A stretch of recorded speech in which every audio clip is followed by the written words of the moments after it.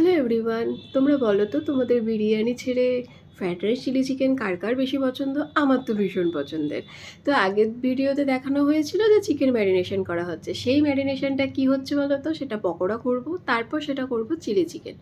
তো আমার এখানে পকোড়া রেডি হয়ে গেছে। পকোড়া হয়ে যাবার পর তো এখান থেকে পকোড়া দুটো খেতে হবে, এটা তো ম্যান্ডেটরি, তাই না?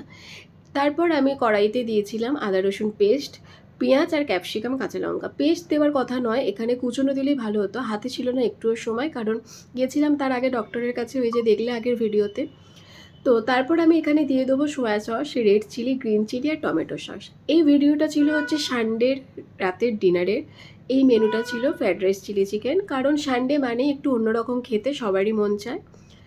তো তাই জন্য এই মেনুটা করা। তারপর আমি চিকেনগুলো দিয়ে দিয়েছিলাম, দিয়ে আমি ড্রাই চিলি চিকেন বানিয়ে ফেলেছিলাম। তারপর ড্রাই হয়ে যাবার পর আমি এতে কর্নফ্লাওয়ার দেওয়া জল গুলে দিয়ে দেবো।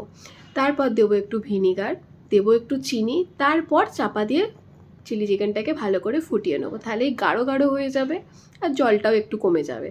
দেখো চিলি চিকেনটা কতটা ফুলে গেছে, সুন্দর হয়েছে। এদিকে ভাত বসিয়ে দিয়েছি, চলো ভাত হতে হতে এদিকে আমি একটু গাজর, বিনস সেগুলোকে একটু ভেজে নিই।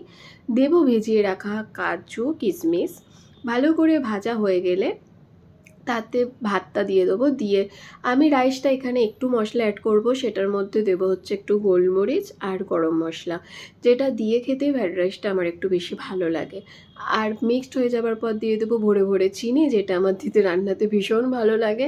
তো চলো আমার এখানে ফ্রাইড রাইস রেডি হয়ে গেছে। আর চলো রাতে ডিনারের জন্য খাবার বেড়ে নিই।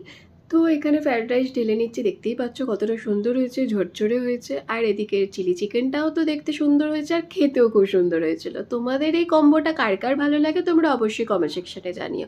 দেখা হবে নেক্সট কোনো ব্লগে। ভিডিওটা ভালো লাগলে একটা কমেন্ট আর লাইক করতে একদম ভুলবে না। চলো টাটা।